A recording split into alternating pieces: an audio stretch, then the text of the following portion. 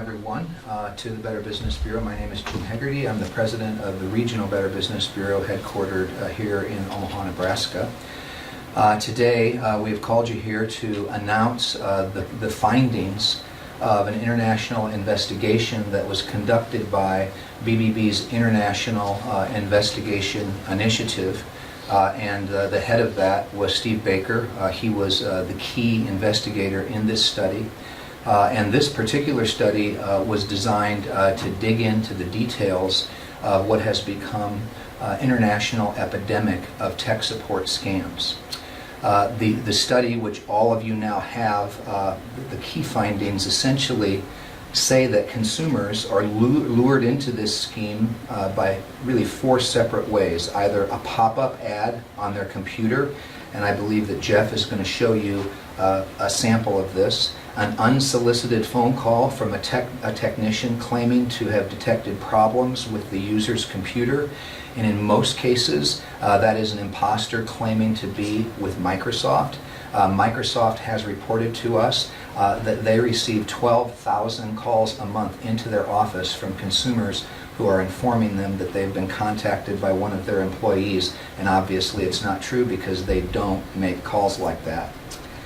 Most people lose money through the use of credit cards or debit cards. 55% are checks, 36% are the second most common form of payment.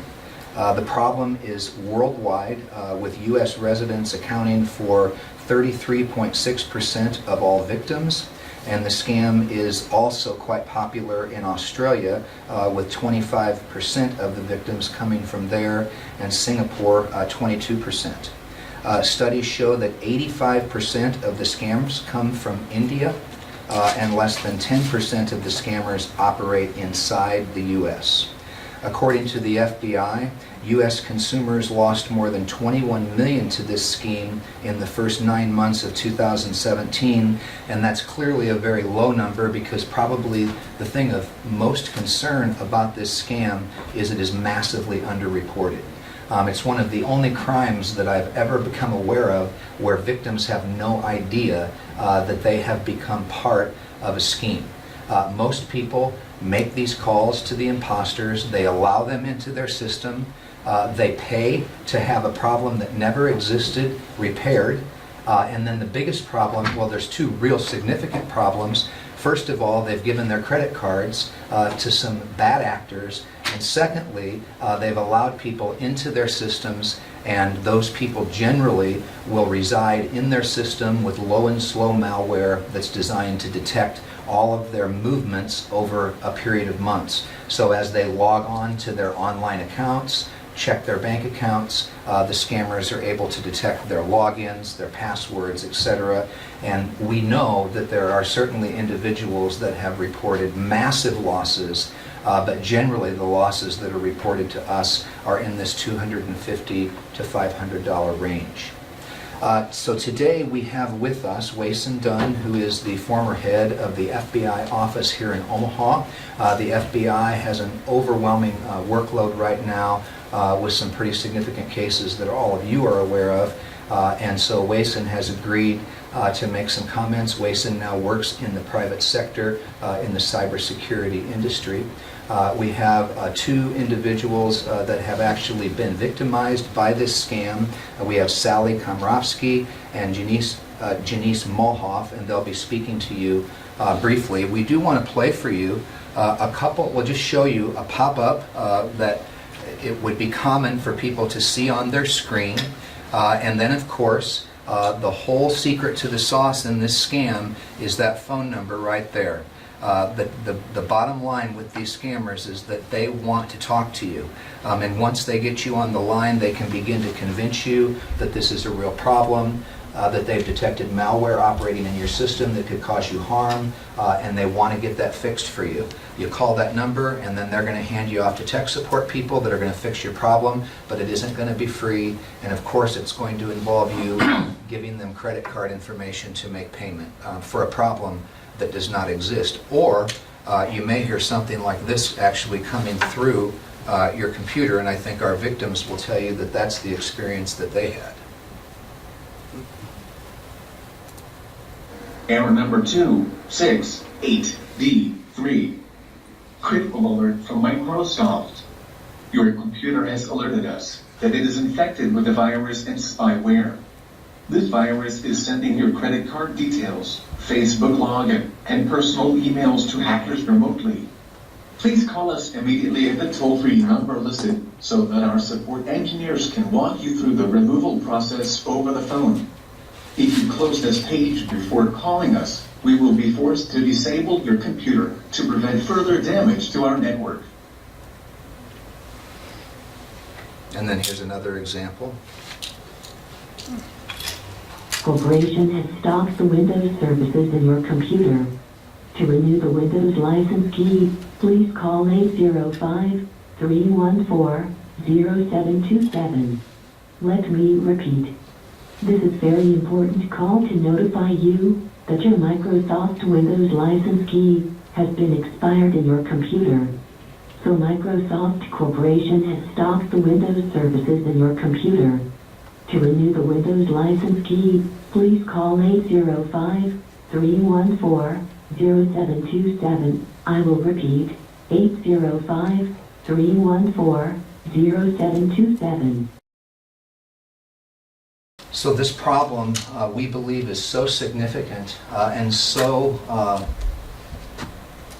it has reached a proportion where the consuming public is so uninformed that we felt that this is just something that needs to get out in mass. So we are conducting this press conference simultaneously with BBBs in Chicago, Dallas, San Francisco, and St. Louis with a goal that this story will reach millions of viewers, millions of readers, and hopefully, particularly now, with so many people at their computers shopping for Christmas, that we can eliminate some of the potential damage that this crime poses. So I'd like to introduce right now Mr. Wason Dunn, again, former head of the FBI office here in Omaha, to make a few comments, and then we'll bring up our victims and you can hear their stories.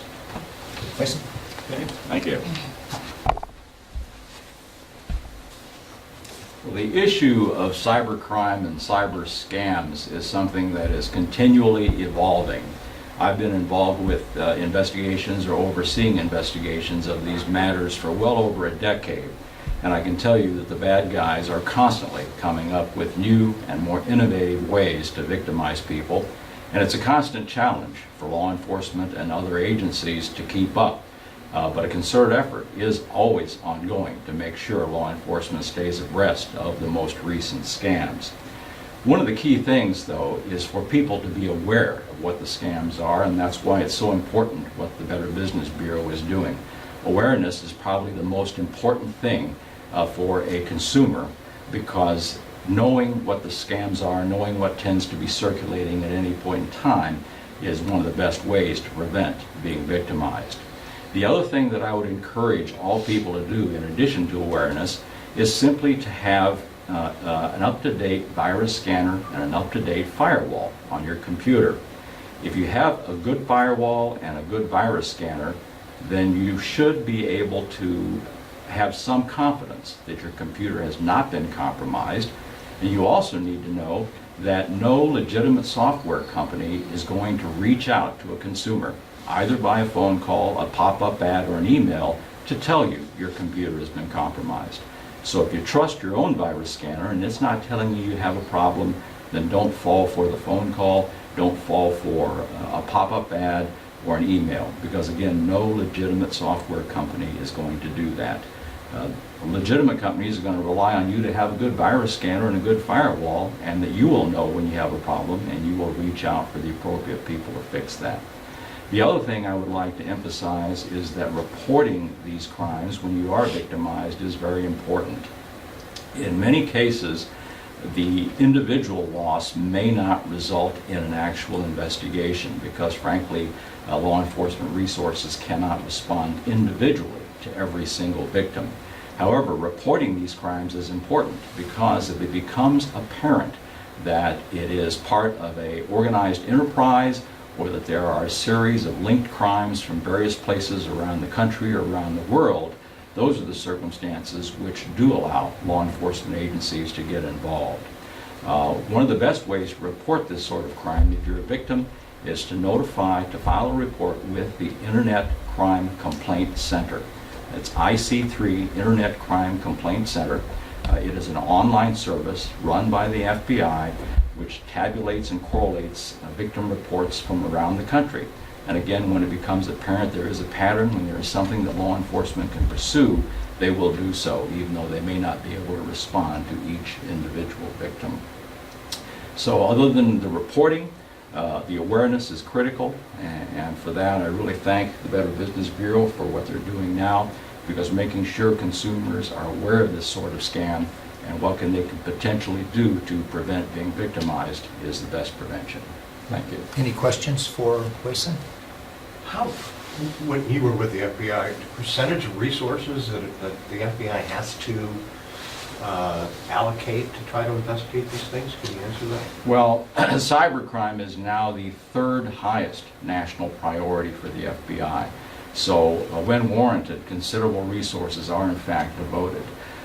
It's both a challenge and an opportunity. The challenge, of course, is the criminal oftentimes is in a remote location. Oftentimes it's overseas. I've been involved with a number of cases where even though we were able to develop evidence of the crime and show who did it, the criminals were beyond reach because they were in countries which would not extradite. However, knowing who is behind it, we still file charges, and if they ever end up in a country where they are extraditable, those sorts of criminals will be brought to justice. But in terms of resources, it's a tremendous amount. Again, it's the third highest national priority. I can tell you that every field office, every FBI field office in the country now has some form of the cybercrime task force active. Certainly the field office here in Omaha has a very active cybercrimes task force. Thank you. Is India one of those states, countries that does not extradite people for a crime like this? In India is it's case-by-case basis. It's really more of some of the former Soviet bloc, some of the Eastern European countries that absolutely will not extradite. India, it depends. I don't know if you touched on this, but as far as what Jim mentioned, as far as it's very underreported. Why is that so underreported? Why are people not catching on to this? Well, it's a combination of things. First of all, sometimes people may not realize they've been victimized. If they pay the $200 or whatever is being requested and their computer is unlocked, they may not realize they were victims of crime. In those cases where they do realize they were victimized, oftentimes it's a combination of embarrassment, not wanting to report it, not wanting to admit that you were a victim of a scam, or sometimes it's simply a matter of not knowing who to call. Again, as I indicated, the best place to report it is the Internet Crime Complaint Center, because depending on where you reside, calling the local police may or may not get you any kind of a response. Now in Omaha, the local police department is very sophisticated and they do know how to respond to calls regarding cyber crimes, but there are many jurisdictions where a department would not be equipped to deal with that, so that contributes to the underreporting as well. Okay. Thank you. You bet. Thanks. I think it is also critical for local consumers in their local markets, particularly if they've used their credit card to make the payment to the scammers, and they find out that they were a part of a scheme, to file a police report, because that will help them as they dispute the charges with their credit card company. And in fact, many credit card companies will demand that they have a police report filed. And our Omaha Police Department is very adept at this, and they are certainly standing by to help people that have been a part of this. Another good reporting mechanism, IC3, is obviously the ideal, but Bbb Scam Tracker may be something that's very easy for people to remember. Bbb Scam Tracker, it allows you to report crimes real time. We have a heat map that any consumer can pull up at any time of the day or night. They can see the kinds of crimes that are occurring in their neighborhoods at any given moment in time, and we share all of the data that comes from Bbb Scam Tracker with the FTC, with FBI. It all goes to the Consumer Sentinel. IC3 gets access to that, so it's just another way. If it's difficult to remember IC3, you could remember Bbb Scam Tracker, and that's another great way to report this crime. And so I think what we'll do now is bring up to the podium Sally Komrovsky. And Sally was an individual who can tell you a little bit about what it's like to have a personal upfront experience with this crime.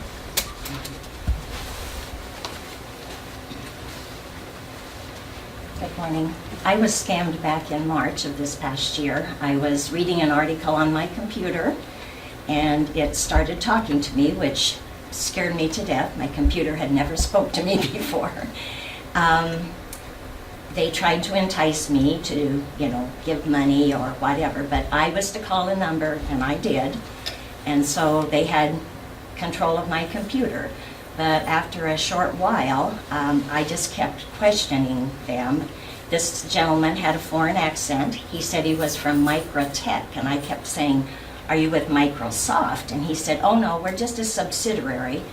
So I was very confused about that. So I finally decided I wasn't going to go any further, and I said, I'm going to talk to my own computer person and my son-in-law. And so I tried to get off my computer, and I couldn't.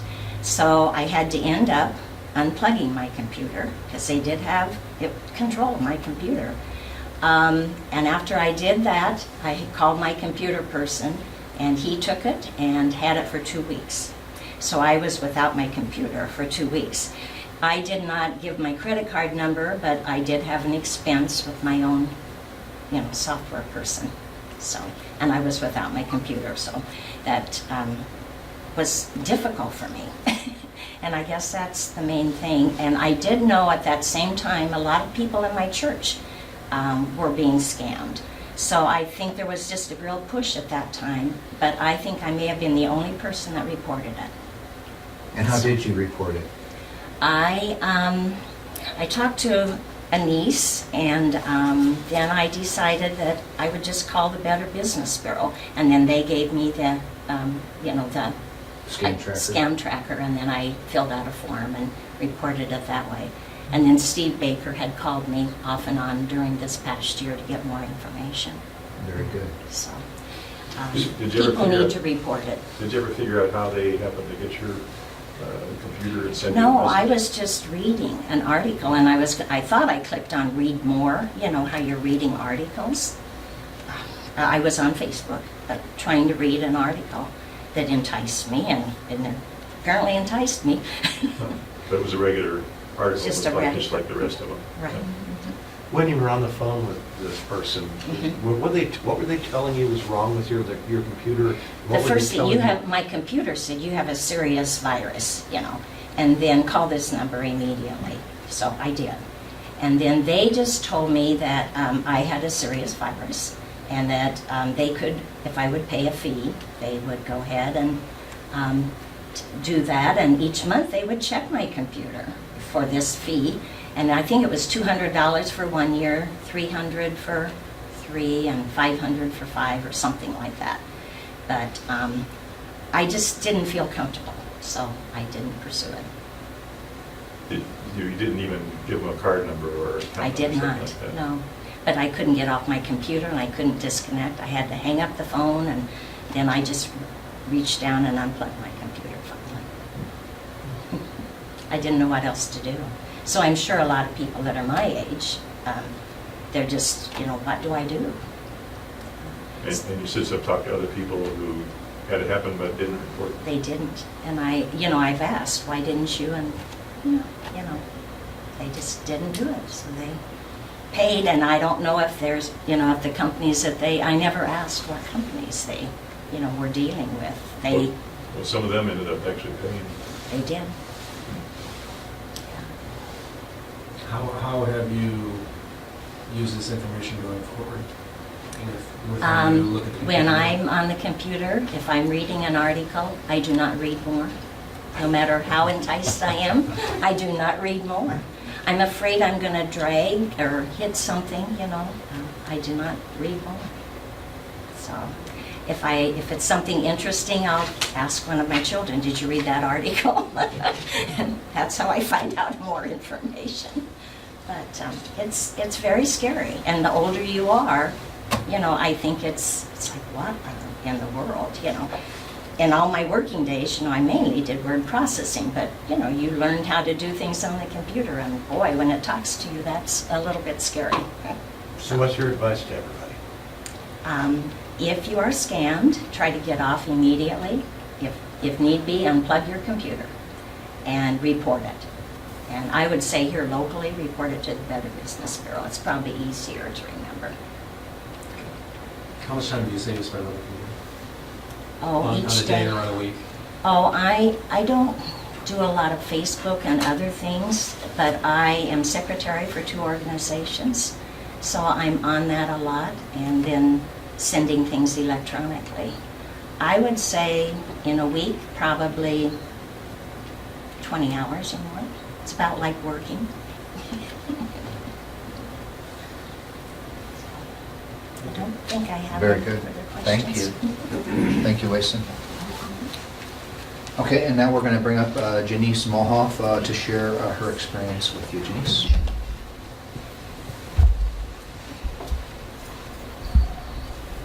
So, I should really know better. When I was in the military, I've had all the cybersecurity classes. I really should have known better, but when something takes over your computer unexpectedly, and it takes you off guard, and it's talking to you constantly, and it won't quit, and everything you try to do to remedy the situation doesn't work. I tried turning it off, turning it back on again, closing that page, closing my browser. I tried everything, and then every time I would try and boot it back up again, hear this pop-up comes back again, and it's telling you, your computer's been infected by this virus, call this number. And there was nothing I could do, so finally I called the number, and they made it stop yelling at me. that was the first thing. But they wouldn't do anything until I gave them my credit card number and sent them a payment. So I did that, and even though the whole time I was doing it, I knew I shouldn't be doing it, I had no other choice, I felt like, at that time. And so, so I did give them my credit card number. They took over the computer.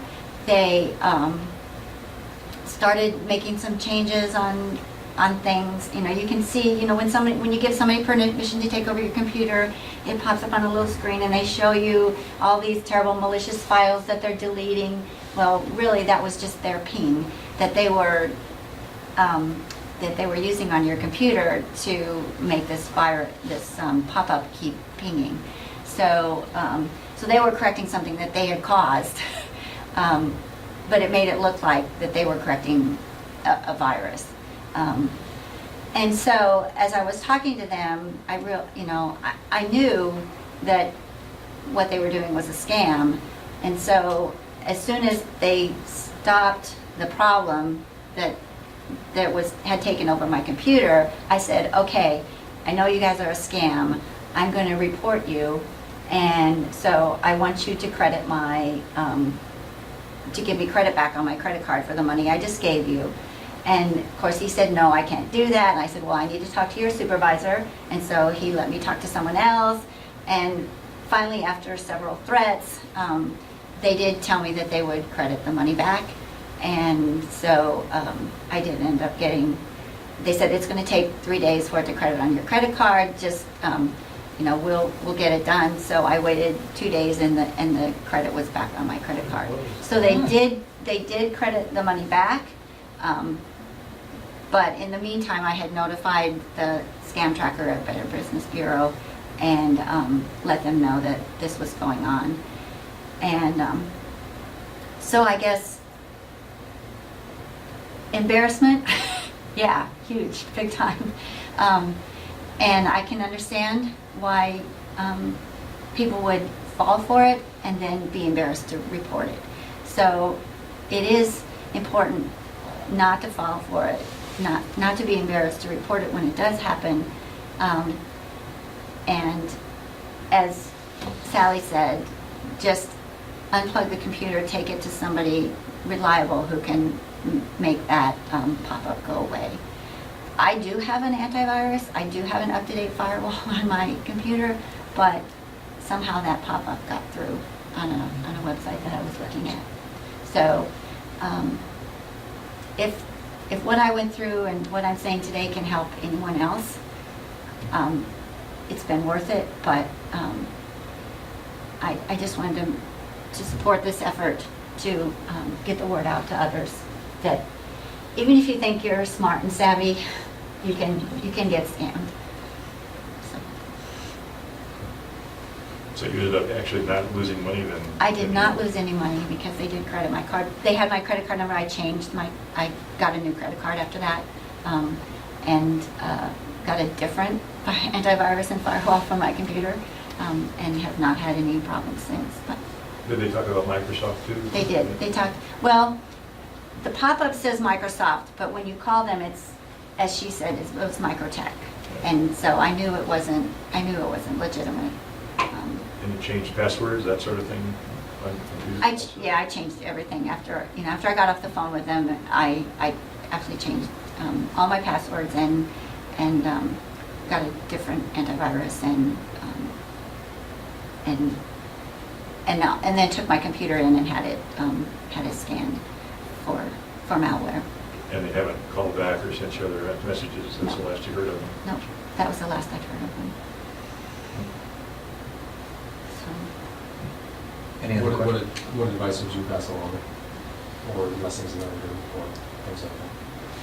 You know, our computers are so important to us these days, and I use my computer a lot. I work with a lot of nonprofit organizations. I work with, I do a lot of work on my computer, and kind of feel lost without it. And when something takes over your computer, that's such a big part of your daily work. It's a real temptation to go along with it just to fix the problem. And I would say just don't do it. And as Sally said, unplug, disconnect, take your computer to someone reliable who can fix it for you. And don't go along with the scam. Denise, can you spell your first and last name for us? It's Janece. My last name's Mohawk, Mollhoff. You just weren't on the list here. Right. So I just wanted to make sure. I wasn't Late able to edition. get back to him till late in the afternoon on Friday, so thank you. Thank you. Super.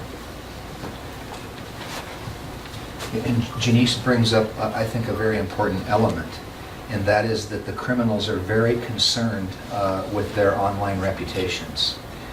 These companies know that if they refuse to give back money, that's going to end up being posted. So it's incredible to think about, but they are very concerned with managing their image. It's very similar to the sort of scams, the ransomware. There was a time when you paid the ransom, they didn't unlock your computer, they just came after you for more money.